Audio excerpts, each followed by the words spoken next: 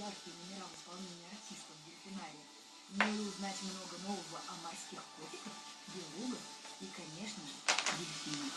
Мы не стремимся делать шоу с морскими животными. Мы стараемся сделать так, чтобы люди, приходя сюда, получали какую-то информацию о биологии, о том, как эти звери живут в природе, как они размножаются, как они не могли слышать это на представлении, о том, как они кормят своих детенышей, чтобы человек, уходя из зоопарка, получил какое-то знание, минимальное пусть даже, о биологии этих животных. Многие приходят сюда и говорят: какая рыбка, посмотрите, какая рыбка.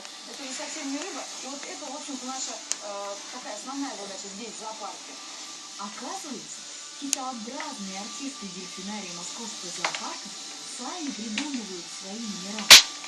Вот сейчас вы могли видеть то, как дельфин сам предлагает какие-то действия, пытаясь... Ты далеко пополз? ...с вами внимание на себя, понимаете? Лёва. Мы стараемся увидеть то поведение, которое она демонстрирует сама. Она может Лёва. двигаться, как сейчас, может махать хвостиком. Задача человека только лишь отвечать на эти действия животного, подкрепляя их. Ты куда это? Лёва! Ты пылесос ищешь тут? Что, тут пылесос? Пойдем. Пойдем и пылесос забирай с собой. Пойдем. А кусочек рыбы может стать прекрасным поводом для общения с артистом.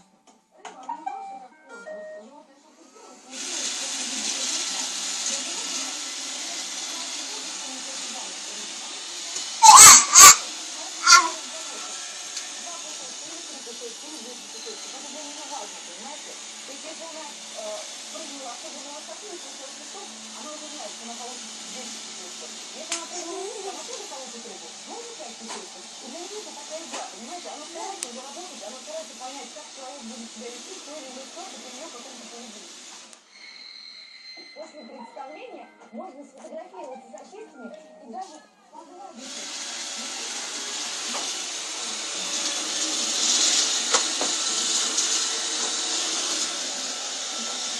Давай забирать пылесос и пойдем.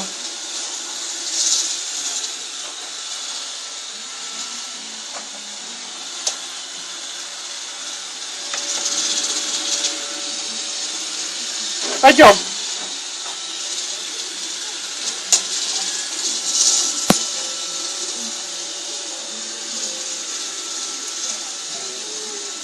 Пойдем, пойдем.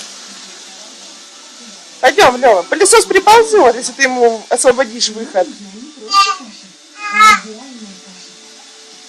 Зови его, да, правильно, позвал пылесос. Иди сюда, пылесос. Вон пылесос едет. Ты его только не выключай. Отличная каша для малышей.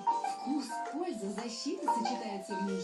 Теряете волосы? Попробуйте новую линию Дав Танзания по волос. Она 50 российских действий